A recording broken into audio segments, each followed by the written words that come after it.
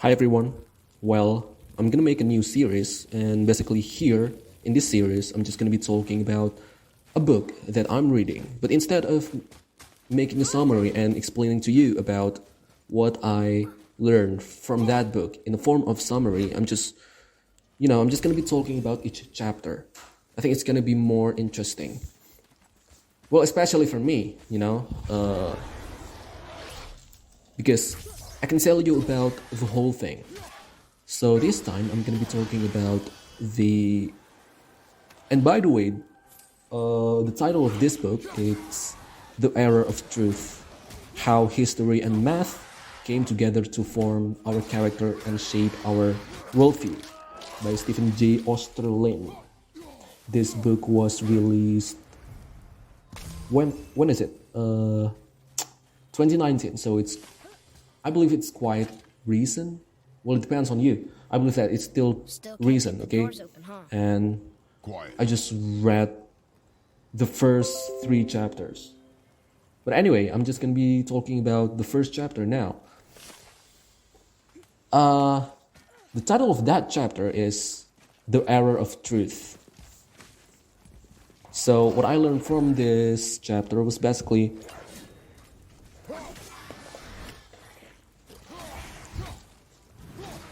there's a shift of the way we're thinking, or at least the majority of people are thinking. Back in the day, we were quite primitive. Right now, we are getting more logical, getting more probabilistic. We are getting better at making decisions. And that actually happened because of the theories that we are learning in the school, or maybe we're finally getting to work and we interacted with a lot of people. And modernization, because it doesn't matter where you work, modernization happened and it taught you. And because it happened, you need to adapt with that. And this is called quantification thinking. And you know what? This happened in the long process. It doesn't happen overnight. So there's like some events and historical events, that contribute to this thing. So there are three historical events that this book mentioned, or more precisely, this chapter mentions. So the first one is the periods of enlightenment. So if you don't know about this is the periods that happened between 16th and 18th century in Europe, mostly. This is the time where Europeans are thinking more logical. Because back in the day, they were really, really close to the Bible, right? And right now, or at that time, they finally realized that, you know what, we have to be more logical this time. And that's what they were doing.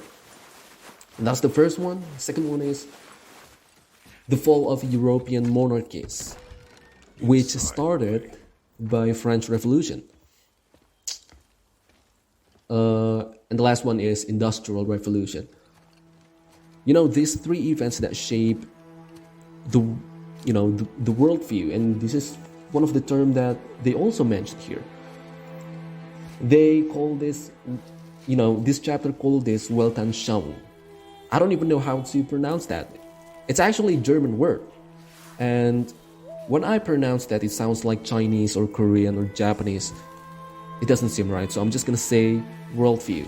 So these 3 historical events that was mentioned before are the historical events that changed the worldview of most of the people in the world. So they're getting smarter right now. They're making better decisions. And you know what? It's not the only thing that happened that shaped our world. And obviously, those are 3 major events that shape us to be like this. But there are also other things that happen. And obviously, there are inventions that change the way we are thinking. It's just like Louis Pasteur. Well, I'm sorry, I don't know how to pronounce his name, especially his last name. I believe that first name is supposed to be Louis, right? He invented vaccine, like the thing that is getting a lot of problems right now. That thing was trying to kill us. It's not Well, like you don't get anger in a fight. Anger can be a weapon. it changed the way we think about disease, right? Clearly cannot. Because of his invention. I haven't been sick in a And long also time. Copernicus. I'm better I don't. Yeah, Copernicus. So he found out that Earth is not the center of the universe, and it changed the world, right? You want me to hate you? I want you to try. And also there are other inventions, small inventions that shape the world. What do you... And also there's like an event like Great Lisbon earthquake, which happened in 1755 in Lisbon. Cut it out! Weak. Again. And because of this disaster, people are thinking, yo, we need to know more about the universe. We need to know more about the world. What do we know now, and what should we know more? So Your anger. all of these events, all of this disaster, and also historical events and inventions, it shaped our world Betrayers are and our view of the world. And you know, it's quite interesting. So if there are some lessons that we can take from this chapter, well, at least for me, I believe that it's, you know, a huge change. It doesn't happen overnight. So it's the process, okay? And there are gonna be hurdles along the way. It's just like those disasters, but we can take some lessons out of it. Who is that? And just remember that it's not gonna happen in one night. It's gonna happen in a series of events, right? And it's not gonna happen and involve only a group of people. Everyone's gonna be involved here. So we're gonna have inventors, we're gonna have people like Napoleon, for example. We're gonna have people like Isaac Newton that really, you know, explain about things and how things work. And finally, this theory is applied in a lot of things. And finally, inventors find a way to apply this theory in their inventions, and they found the technology, and finally it shaped modern civilization. And there are also politicians and economists and mathematicians. They all are involved here. So yeah, what else can we learn from this? this fight.